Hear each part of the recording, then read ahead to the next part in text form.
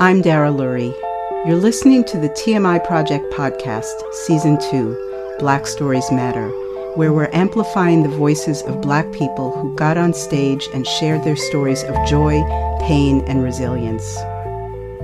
Shawaine was born in Jamaica, a place where she was in the majority. But at 7 years old, she moved to Kingston, New York, and she quickly learned that racism, ignorance, and fear are synonymous words.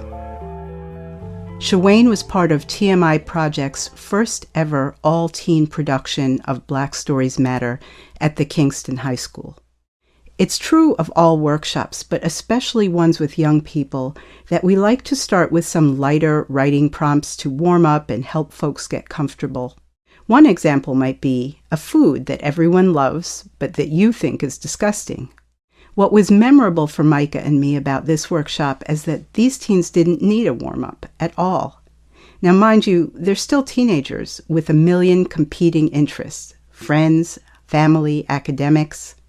But when they came to this workshop, they were serious. Their young lives had been so directly affected by racism that they were ready to dive in and tell their powerful, true stories. Here's Shawaine.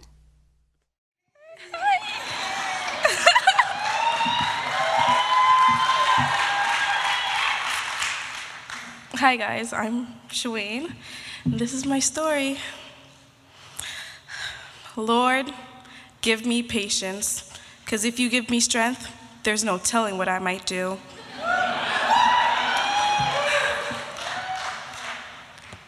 Don't tell me I'm pretty for a Black girl, because not to be arrogant, I'm pretty damn beautiful for a girl, period.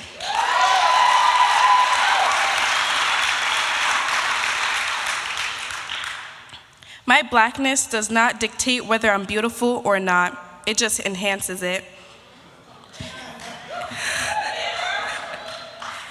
And before you ask, yes, my hair is real, and no, you may not feel it. And yes, my name is different. Your questions don't bother me. I just think you're ignorant. But before I come off as an angry Black girl, I'll just smile and nod while you ask me where I come from, because with this nappy-ass head and the dark pigment of my skin, I can't be from this continent. And you got that right. I'll tell you loud, with pride beating in my heart, that I'm from Jamaica, because no Yankee I go tear me down today.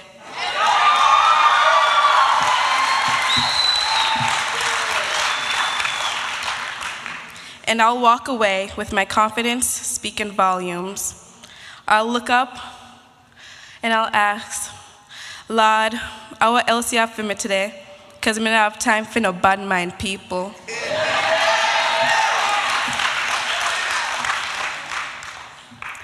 I start out in a place where I'm the majority. People who look like me and speak like me are everywhere.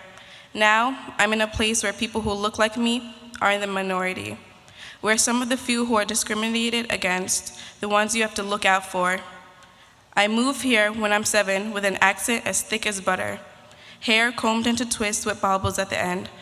My little inexperienced mind knows nothing of racism or discrimination, because where I come from, our motto is, out of many, one people, or out of one person derives many people.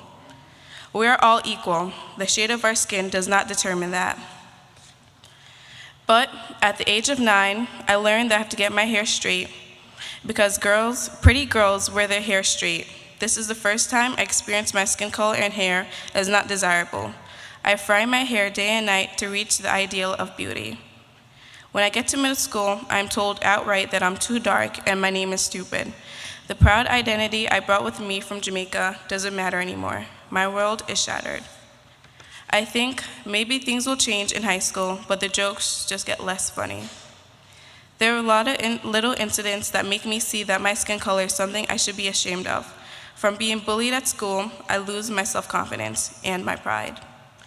My parents put me on the phone with my grandmother in Jamaica. My grandmother tells me that I can't let people walk all over me. She reminds me that I come from a place where I am strong and I'm independent. I come from a place where I know how to stand my ground. My grandmother says, "Little gal, You can't let nobody test you. You know where you come from, and you know you're strong, and you're independent, and you're proud. You can't go foreign and let little picnic play with you like you're a fool.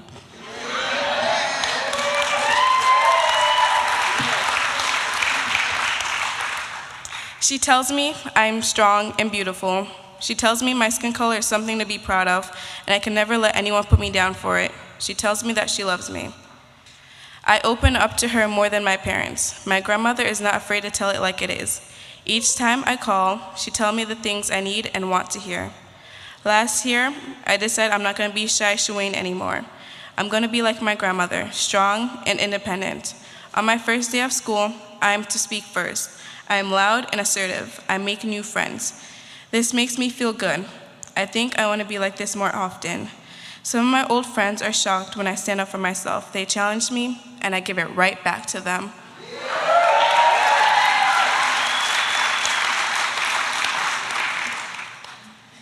I think white people may have beaten us down with our hatred and crime, but I'm black without apology.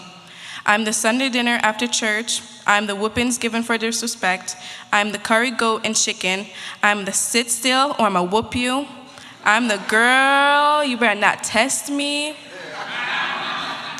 I'm the fried chicken and watermelon. I'm the Sunday cookouts, the loud shouts, lip smacking, feet stomping, head shaking, hand clapping, black girl you make me out to be.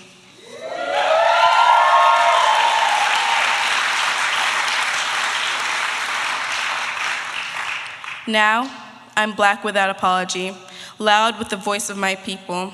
Duppy know who for frighten, so no let Duppy know say you're afraid. Take Duppy by hand and walk him. I walk with confidence in my veins. My skin is blessed and kissed by the sun. Where I walk, melanin flows.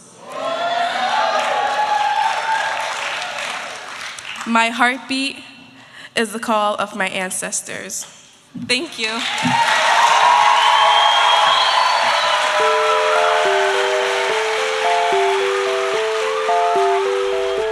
Thank you, Shawaine, for your story.